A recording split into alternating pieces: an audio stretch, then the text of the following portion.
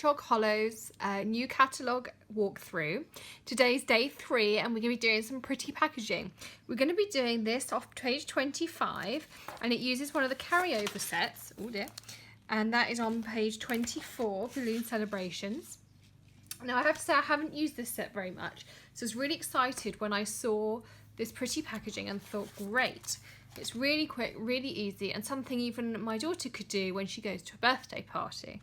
So here's my sample that I've made up, ready to show you how to do it. And let's get started. So the first thing I'm going to do is I haven't used cardstock. I've used some high quality copy paper that I use for card inserts when I want them. I'm not sure about the gram. I'll see if I can find a link for Amazon. I'll pop that on the blog for you if I can. And what I'm going to do is first of all, I just grabbed a book of my daughter's. So I grabbed this one that we bought yesterday. And before I started, I just laid my copy paper over and I just gently creased down each side of the package so that I knew where I was going to be folding the paper when I actually started doing the wrapping. I'm going to pop the book to the side. And then I've pre-mounted all my stamps up here. So let's grab those over. And it's all my ink pads. I'm just going to line those up in front of me ready. Now the first thing we want to do is stamp our balloon strings, and I'm just going to use the normal basic back. Whoop. Just grab a napkin. There we go. So it's just the basic black archival pad. And I did it so that it was about probably an inch in from the edge of the book fold that I'd made. There we are. So there are our balloon strings. And the next thing we want to do is stamp our balloons. So we've got Melon Mambo, which is here. I've got Calypso Coral. So Saffron and Pink Pirouette for you, and I've just got my stamping scrub to the side ready to scrub in between. And so what I do is start off with the little balloon, and I'm going to stamp that here. I'm just going to put that to the side because it's also one of the last ones we do. Then I'm going to do my 2 pink pirouettes, so that is this one up here. And the great thing with the photopolymers is I can see straight through, so I don't need my Stampin' jig today. Like that. Just get that quick clean off. And then we're going to use our So Saffron. And we're going to do this one up here. And get a little scrub. And we're going to do the Calypso Coral.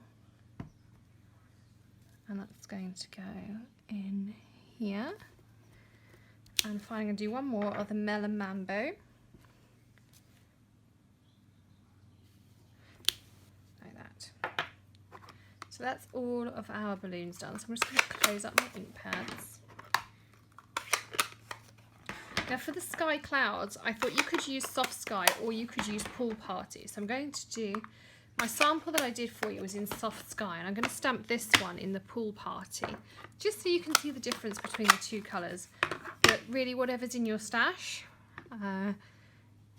is absolutely fine. And as always, there will be a link just underneath to the right of the video. They will find there's an arrow on YouTube, and that will link you over to the blog, and there'll be a list of all the supplies, all your cutting instructions for any cards, and also a shopping list with a link to my Stampin' Up shop, so you can go over there and get any supplies that you need as well. And during the month of June, I'll be giving away a free card set with every purchase as well, so make sure you get your order in during this video series. And we're going to now stamp our happy birthday sentiment in our black again. And if you haven't seen the stamp pad, of course it is photopolymer, the stamp set that we were using. I'll just grab the box, which is here, get the right way up for you. So that's Balloon Celebration, and that is one of the carryover sets. So you may well already have that in your stash, but this is just a different way to use it. I'm just going to grab the book that I was using again. I'm just going to wrap it back around just to show you how to finish off your wrapping. And you could get just plain white wrapping paper, which you can get in IKEA on a roll. I've got some of that too. If you haven't got the copy paper, I just like that it's that little bit thicker, but not quite as thick as cardstock. And then just to finish it off, we're going to use some of the thick baker's twine, which is in the new catalogue. This one is in Melon Mambo, so it will match our balloons nicely. And we're going to tie it on.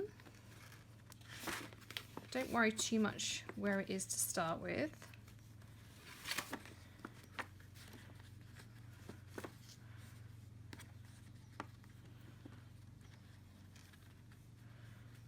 There is our bow. And of course you could do it in blues and greens for a boy. You could do it in pinks and lemons for a girl or a baby. And then what we're going to do is we're going to swizzle this just round. And we're going to move it down so that where our balloon strings meet, just here, where our bow will sit. And what, if you're going to actually be packaging a gift, I would put a glue dot on there. I'll show you what I mean. Let me just grab them out my box. So I would take just a glue dot on the back of my bow and I would stick that on there so that it looks like it is tying all my balloons together. And just to show you, this was the pull party we used for these clouds, and this is the sample I made before, and this was with the soft sky. So that's the two different blue options you could be using as well.